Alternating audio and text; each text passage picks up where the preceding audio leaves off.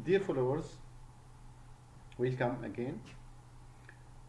In this part of our lecture, we will talk about object-oriented approach. In the same time, it is an introduction into UML. Object-oriented approach was widely used at the end of the 20th century in informatics, and it was widely used later in most of the applications around us. For example, if you talk about civil engineering, we can see the differences between the AutoCAD that we used at the years 1990, for example, and in the beginning of the 21st century. Nowadays, you see the difference, for example, between BIM and another application, because in BIM we try to represent each object in the building. To have an example about the difference between these approaches, we will show a difference between two diagrams here. From outside we think they are the same, but if I look into the diagrams, I can see here that if I try to move something here, all the diagram will move. But if I try to move this part, it will move. If I try to move this circle, it will move. I can exchange the dimension of the circle and the form of this circle. So it is represented as objects. These diagrams is represented as object. The other diagram, it is represented as pixels. We can see the flexibility, and perhaps the diagram that is represented by object is small than the object that is represented by pixels. This is a simple example about the difference between two graphical objects. Imagine if we talk about administration system. Imagine if we talk about education system. From this example, we can see that the benefits of using object-oriented approach.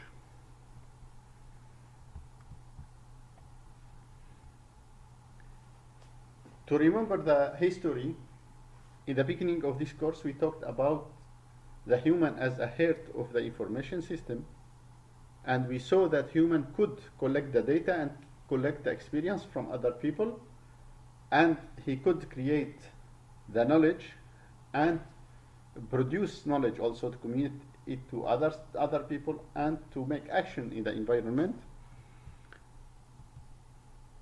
And if we took an example how human make relations at the early age, humans start to know words, and each time when we see a cat, for example, we use a class in our mind that is the class of cat, because we know a lot of information about the cat from our experience and from the knowledge that were communicated from the others. If we say tree, also we have a previous information about the tree accumulated during the time. It is represented also, it is an object that has its definition in our mind. After that, when we say the cat climbed up the tree, we can imagine some relationship between the cat and the tree. This relationship is related to our previous definition of cat and our previous definition of the tree, and the ability to cat to jump and to climb the tree. Before the computer, human created a lot of models in his mind around the environment around him. For example, we construct a lot of building, a huge construction during the past. He could analyze the environment, he could make design, he could find the relationship between the elements around him. When we invented the computer, what happened, human at first, the model was in the head of human, and he used the computer to calculate, because as we said before, compute, it is related to the root of calculation, compute in English. By the time he developed a lot of functions, the first programming languages contains some commands. After the time we could make functions. I think every one of you know what is function. It is some procedure in a programming languages that we can use many times. So we created at first functions to treat the salary, to calculate the salary of an employee. And we could repeat the using of this function each time when we need. But who decide to use or not to use this function? It was human.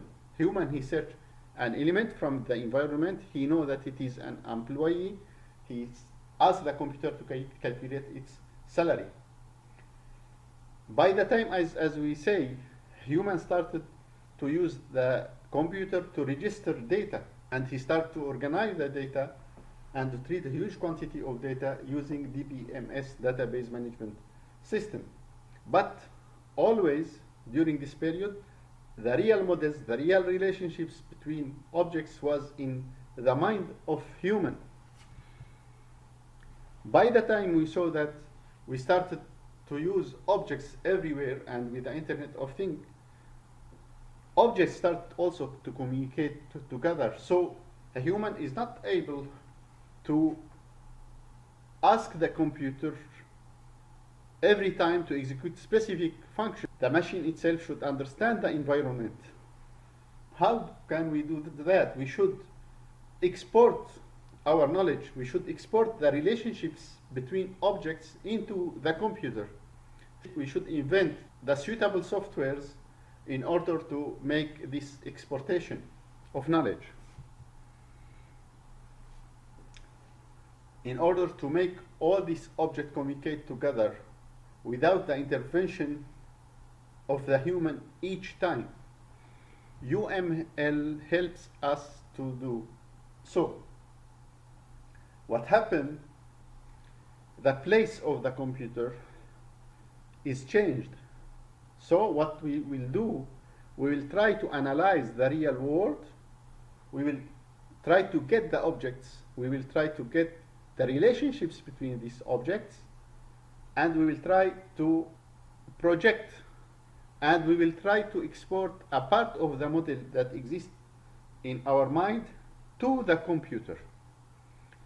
UML was an important tool to make the analysis and the design using this approach, and we invented the EOOP, object-oriented programming. So at first we invented the object-oriented programming. After that, we invented the tool to communicate between people in order to exchange these models using UML. It is the same history when we invented at first the programming that was very difficult. After that, we facilitate the programming using high-level programming language that are similar to human words that use. It is the same history with programming. At the first we invented computers, programming was very difficult using binary code. After that we invented easy tool to program the computer, to inject the idea into the computer and to exchange information regarding the programming between human. It is the same history with the OOP. At the first we invented the OOP, the object-oriented programming. After that we developed graphical tools in order to facilitate the communication of the notation of the object notation between human. By the time this model is developed very well, and we developed a lot of tools to facilitate the of UML model into an executable model in the computer. We call these techniques MDA, model-driven architecture.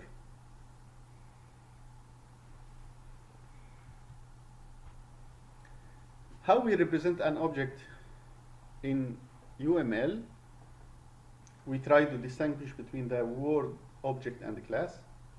Usually, class is simply represented by a rectangle. It may contain only one word, cat, for example. We represent the cat. Or it may contain three fields: the name of the class, the attributes of the class, and the methods or the operations of the class. The first, concerning our example, we have the cat in general. We can put a lot of attributes to the cat. This is very important. What attributes we will export from our mind and put in the object in the computer. Age of the cat we put here, and climb. It can climb. This cat can climb.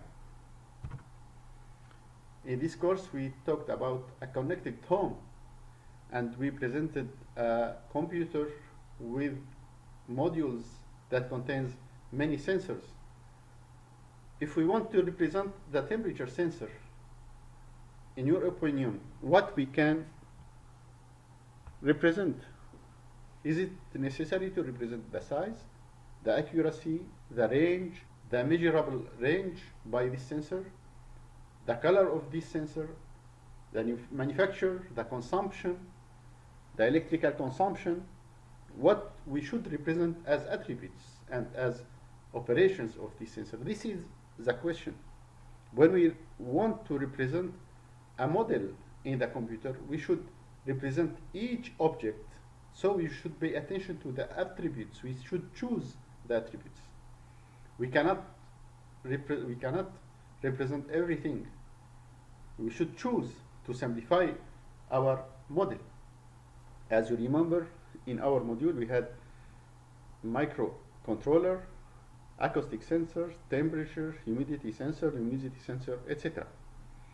Take 1 minute to think a little bit about this question, and we will discuss it later. After that, continue the video.